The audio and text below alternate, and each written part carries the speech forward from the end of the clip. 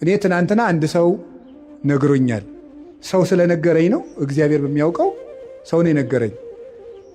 አንዲት ልጅ ሰው በኮሜንት ስለሰደባት ራሷን አጠፋች ብሎ ሰው ነግሮኛል ትናንት። በጣም ያሳዝናል። እውነቴን ነው የምነግራችሁ። እንዴት ክቡር የእግዚአብሔርን ፍጥረት ሰድበን እንገላለን በእውነት ማለት ነው። አሁን እዚህ በኋላ ራሱ እኮ አንማርም። ይገርማቸዋል እኮ ሄደን ሰውን ሽንቁር ማድረግ፣ ሰውን መውጋት፣ ሰውን ማድማት፣ ማመስገን ካልቻላችሁ ዝም በሉ። እኔ እግዚአብሔር ያውቃል፣ ያው እግዚአብሔር ምስክሬ ነው። ልጅቱ ምን ትሆን አላውቃትም፣ አሁንም አላውቃትም። የሚገባ ነገር የምትናገሩት ይሁን የማይገባ ነገር የምትናገሩት ይሁን ትናንት ነው ከዛ ከስልጠና ስንወጣ አንድ ወንድማችን ነው እንዲህ ብሎ ሞተች እኮ ብሎ ይነገረኝ። ይሄ ምንድን ተምራችሁበታል? አሁን የልጅቱን ሞት አንደኛ ክፉ ቃል ቢነገረን መሞት የለብንም ወገኖች። ሰው የመሰለውን ነው የሚናገረው እኮ። ያሰበውን ይናገራል፣ የመሰለውን ይናገራል። እግዚአብሔር እስካለልን ድረስ ሰው የጣለውን እግዚአብሔር ያነሳዋል። ሰው የጠላውን ሁሉ እግዚአብሔር ያነሳል። እኔም ማየውን አንተ አታይም አይደል ያለው ቅዱስ ጴጥሮስን። ሰው የውጭ ኃጢአትን ያያል፣ እግዚአብሔር የልብ ጽድቅን ያያል፣ ይመለከታል። እና በህይወታችሁ ዘመን ከዚህ ልጅ ህይወት ተነስቼ የምነግራችሁ እኔ ሃይማኖቷን ምን ይሁን አላውቅም። የምነግራችሁ ግን ስለ ሰው አስተያየት ብላችሁ አትኑሩ፣ ስለ እግዚአብሔር ብላችሁ ኑሩ። ምክር ከሆነ ተቀበሉት። እንዲያውም አንድ ነገር በዚያው ሰው ሲናገራችሁ ምን ማሰብ እንደሚገባችሁ አንድ የቅዱስ ዮሐንስ አፈወርቅን 3 ንግግሮች ልንገራችሁ። ሰው ክፉ ቃል ሲነገራችሁ ደግሞ ነገም እናንተ እንዳትሞቱ ብዬ ነው። ሰው ክፉ ቃል ሲነገራችሁ ምንድነው ማሰብ ያለባችሁ? 3 ነገር ነው ማሰብ ያለባችሁ። ቅዱስ ዮሐንስ አፈወርቅ ዮሐንስ ወንጌልን ሲተረጉም የተናገረው አንደኛው ያለብህን ስህተት ከሆነ የሚናገር አትጥላው መስታወት ሆነዋልና ነው። አትጥላው፣ ሂድና አስተካክል።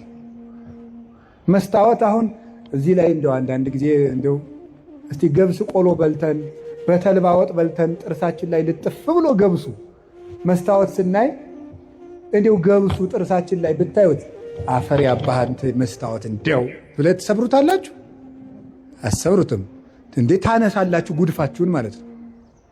ክፉ ቃል የሚናገርህን ሰው ልክ እንደዚያ መስታወት ይኸው በቃ ቀለል አድርገህ እንደዚያ መስታወት ጉድፍህን አንሳ እንጂ ወደ ውስጥ ወስደህ አትጎዳበት፣ አታምሰልስለው፣ ራስህን ይበት። አንዱ እሱ ነው። ሁለተኛ እሳ ደግሞ እያለህ የለህም የሚል ከሆነ ደግሞ ስቀተወው። ለምሳሌ ይላል ቅዱስ ዮሐንስ አፈወርቅ እውቀት እያለህ ደንቆሮ ካለ ሳቅበት ነው።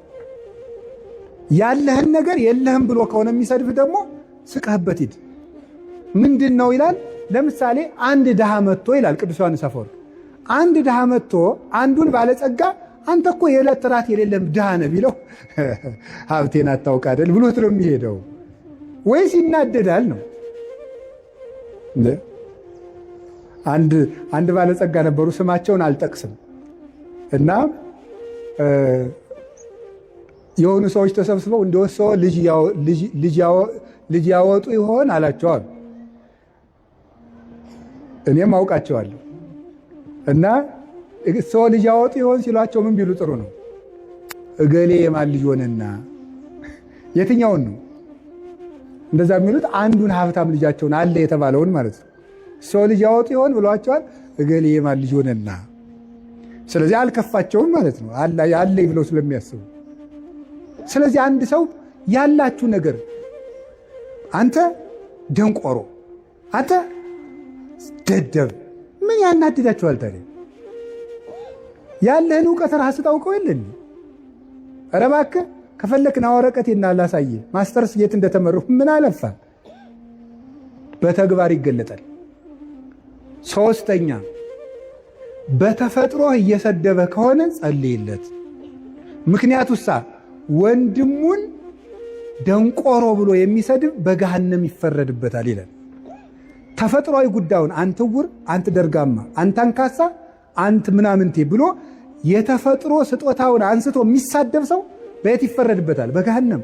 ስለዚህ በገሃነም የሚፈረድበትን ስራ እየሰራ ስለሆነ ወይኔ ወንድሜ እኔን ሰድቦ ገሃነም ሊገባ ነው ብለህ ጸልይለት ነው ያለው ቅዱስ ዮሐንስ አፈወርቅ። የመጨረሻ ግን ክርስቶስ እንደተሰደበ አስብ። ክርስቶስ ተሰድቦ እኔ የተሰደብኩ ብላችሁ ለምንድን ነው ሌሊት ተቀን እረፍት የምትነሳችሁ? ውሃ መጠጣት የሚያቅታችሁ? እራት አልበላችሁም? ለምንድን ነው? ጌታዬ ተሰድቧል ብላችሁ ተጽናኑ።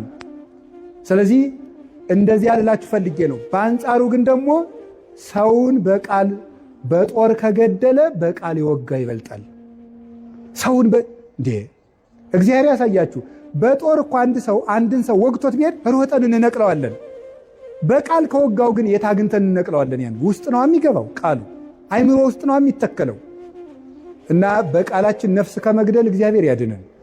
አፋችሁን ከርክሙ፣ በሞት ያፈርሰው።